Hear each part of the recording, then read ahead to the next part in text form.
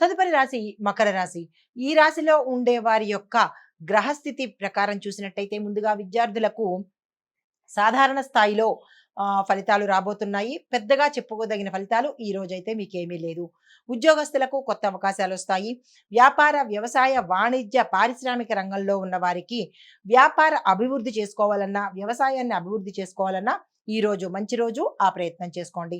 IT చిత్రరంగంలో ఉన్న వారికి సాంకేతిక పరంగా మంచి అభివృద్ధి కనబడుతోంది. ప్రాజెక్టులను యాక్సెప్ట్ చేసుకోండి. రాజకీయ రంగంలో ఉన్న వాళ్ళకి సానుకూలమైన ఫలితాలు కనబడుతున్నాయి. ఆరోగ్యపరంగా చూసినట్టయితే కనుక చిన్న చిన్న ఇబ్బందులు తలెత్తే అవకాశం కనబడుతోంది. ఆరోగ్యం పట్ల తప్పనిసరిగా శ్రద్ధ వహించండి. కుటుంబపరంగా చూసినట్లయితే గతంలో ఏవైనా చిన్న చిన్న ఒడిదుడుకులు గానీ, మాట పట్టింపులు గానీ, విడిపోవడాలు కానీ, ఏవైనా డిస్టర్బెన్సెస్ ఉంటే కనుక అవి ఈ రోజు తీరిపోయి మంచి అన్యోన్యమైన వాతావరణం గోచరిస్తోంది.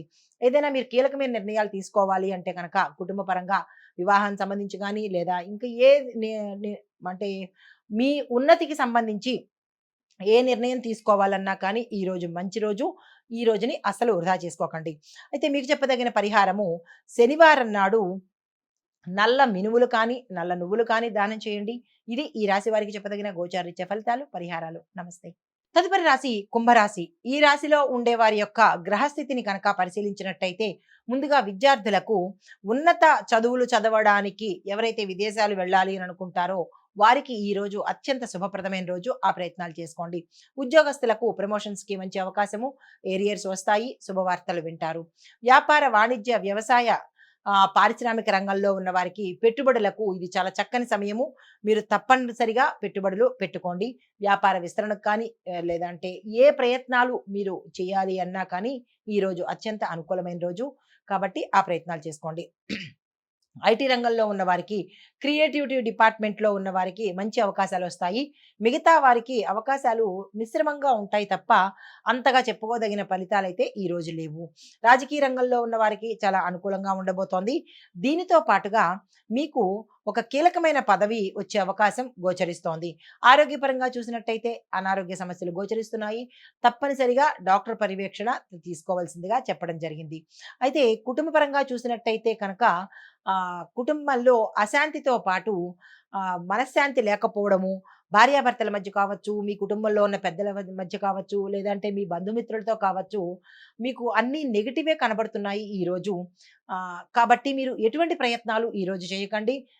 మాటను అస్సలు ఈరోజు మాట్లాడకపోవడమే మంచిది. మౌనాన్ని పాటించండి. లేదు అంటే కనుక అది తిరిగి మీకే రివర్స్ అయ్యే అవకాశం ఉంది. ఎవరికీ ఎటువంటి సలహాలు ఇవ్వకండి.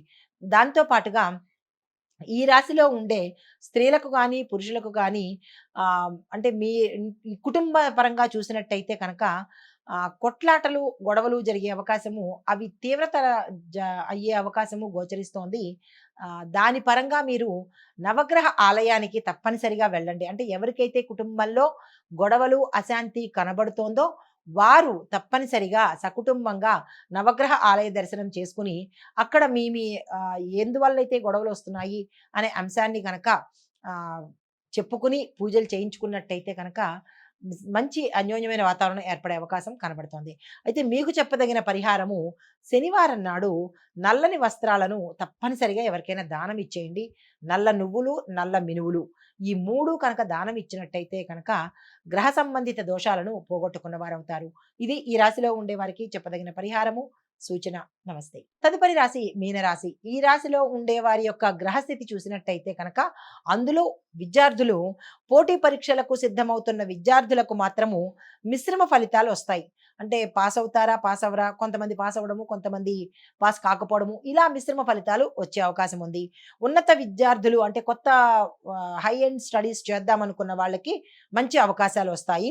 సృజనాత్మక రంగాలు అంటే క్రియేటివిటీ డిపార్ట్మెంట్‌లో చదువుతున్న విద్యార్థులకు మంచి అవకాశాలు రావడము, క్యాంపస్ ఇంటర్వ్యూస్‌లో సెలెక్ట్ అవ్వడము, దానితో పాటు మంచి మంచి ఉద్యోగాల్లో స్థిరపడే అవకాశం గోచరిస్తోంది.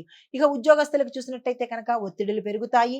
దీనితో పాటు కొంతమందికి స్థిరత్వం లోపించి ఉద్యోగాలు మానేసే పరిస్థితి గోచరిస్తోంది. కొంతమందికి కొత్త కొత్త ఉద్యోగాలు వస్తాయి. కానీ కొంత ఆలస్యమయ్యే పరిస్థితి ఉంది. ఉన్నతాధికారుల మద్దతు కొంతమందికి లభిస్తుంది. కొంతమందికి ఆహ్, అంటే కొన్ని రంగాల్లో ప్రభుత్వ రంగం కానీ, ప్రైవేట్ రంగంలో కానీ కాంట్రాక్ట్ బేసిస్ మీద పనిచేసే వాళ్ళకి కొంత సమయం తీసుకుని కానీ మీది స్థిరత్వం ఏర్పడే అవకాశం గోచరించట్లేదు. వ్యాపారస్తులకు, పారిశ్రామికవేత్తలకు, వాణిజ్య రంగంలో ఉన్న వారికి ఇది మంచి సమయము. మీరు పెట్టుబడులు పెట్టుకోవాలన్నా, వ్యాపార విస్తరణకైనా, అనుబంధ సంస్థలు పెట్టడానికైనా, బ్రాంచెస్ పెట్టుకోవడానికైనా, దేనికైనా మీకు చాలా శుభ సమయము. ఆ ప్రయత్నాలు చేసుకోండి. పెద్ద పెట్టు కానీ కొంచెం పెద్దగా పెడదాము అని అనుకున్న వాళ్ళు, లేదా హై ఎండ్ రేంజ్‌లో స్టార్ట్ చేద్దాం అనుకున్న వాళ్ళు మాత్రము ఒకింత ఆగండి. చిన్న పెట్టుబడులకు మాత్రం అవకాశం ఉంది. కానీ పెద్దగా స్టార్ట్ చేయాలన్నా, పెద్దగా పెట్టుబడులు పెట్టుకోవాలన్నా, అంటే క్రోర్స్ ఆఫ్ రూపీస్‌లో పెడదామనుకున్న వాళ్ళు ఒకంత ఆగితేనే మంచిదిగా చెప్పడం జరిగింది. అయితే వ్యవసాయదారులకు ఖర్చులు పెరుగుతాయి. తగు జాగ్రత్తలు తీసుకోండి. ఐటీ రంగంలో ఉన్న వారికి అంటే స్ట్రెస్‌తో కూడినటువంటి ఆహ్, జాబ్ మీకు వస్తుంది. అంటే మీరున్న స్థాయి నుంచి వేరే ప్రమోషన్ కనుక రావాలి అంటే కనుక అది మీకు స్ట్రెస్‌తో కూడుకున్నదై ఉంటుంది. తప్పనిసరిగా యాక్సెప్ట్ చేయవలసిన పరిస్థితి. కొన్ని ప్రాజెక్ట్‌లు మీకు గతంలో తీసుకున్నవి టైంకి అవ్వకపోవడం వల్ల పై అధికారులతో మాట పడడంతో పాటుగా ఆ ఉద్యోగాన్ని వదులుకునే పరిస్థితి గోచరిస్తోంది. జాగ్రత్తలు తీసుకోండి. కొంతమందికి కొన్ని ప్రాజెక్ట్స్‌లో మీరు అనుకున్న టైంకి ఇవ్వలేని పరిస్థితి. అంటే మీరు డెడ్‌లైన్‌ని క్రాస్ అయ్యే అవకాశం కనబడుతోంది. అప్పటికి పూర్తి చేయలేని అవకాశం ఉంది కాబట్టి, మీరేదైనా చెప్పాలనుకున్నా, లేదు చెయ్యలేను అని మీకు అనిపించినా, వెంటనే ఈ ప్రాజెక్ట్‌కి సంబంధించినటువంటి ప్రాజెక్ట్ మేనేజర్‌కి మీరు వెంటనే విన్నపం చెయ్యండి. నా వల్ల కావడం లేదు, నేను చెయ్యలేకపోతున్నాను. అలా మీరు ఏదైతే ఇబ్బంది పడుతున్నారో, ఆ ఇబ్బందిని వారికి తెలియచేయండి. లేదు మొహమాట పడి ఊరుకుంటే కనుక, అది పెద్ద ఇది ఆటంకం అయ్యే అవకాశం ఉంది. ఆ విషయంలో జాగ్రత్తలు తీసుకోండి. చిత్ర సంగీత రచనా రంగంలో ఉన్నవారికి కొత్త అవకాశాలు వచ్చే అవకాశం కనబడుతోంది. రాజకీయ రంగంలో ఉన్న వారికి పని ఒత్తిడి పెరుగుతుంది. మీ యొక్క పరిధి కూడా పెరిగే అవకాశం కనబడుతోంది. కానీ దూకుడుగా మాత్రం మీరు వ్యవహరించకండి. నాకు మంచి పేరొచ్చేసింది, నేనే పెద్ద అనేటువంటి యాటిట్యూడు, ఇగో ఉంటే కనుక అది ప్రమాదానికి దారితీస్తుంది కాబట్టి, ఆ యాటిట్యూడు, ఇగోను తగ్గించుకోండి. మీ మీద కొన్ని విమర్శలు వచ్చే అవకాశం ఉంది కాబట్టి జాగ్రత్తలు తప్పనిసరిగా తీసుకోండి. ఆరోగ్య పరిస్థితి చూసినట్టయితే మానసిక ఒత్తిడి ఎక్కువవుతుంది. కొంతమందికి పేగుకు సంబంధించినటువంటివి అజీర్ణ సమస్యలు ఎదుర్కొనే అవకాశం ఉంది. అవి తీవ్రతరం అవుతాయి కాబట్టి చాలా జాగ్రత్తలు తీసుకోండి. ఆహారపరమైన నియమాలు తప్పనిసరిగా తీసుకోండి. ఎక్కడ పడితే అక్కడ తినేయడాలు, స్ట్రీట్ ఫుడ్ అని, ఫుట్‌పాత్ ఫుడ్ అని ఇలా మీ ఇష్టం వచ్చిన చోటు అందిందల్లా కనబడిందల్లా తినేస్తూ ఉంటే అవి లోపలికి వెళ్ళి మీకు ఇబ్బంది పెట్టే అవకాశము, ఇక తినలేని పరిస్థితి కూడా వచ్చే అవకాశం ఉంది కాబట్టి చెప్పదగినది నిర్భయంగా, నిర్మొహమాటంగా చెప్తున్నాను. ఆహార విషయాల్లో జాగ్రత్త తీసుకోండి.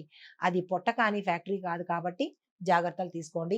ఎక్కడ పడితే అక్కడ తినే ప్రయత్నం చేయకండి. తరువాత కుటుంబ పరంగా చూసినట్టయితే కనుక చిన్న విభేదాలు వచ్చే అవకాశం ఉంది.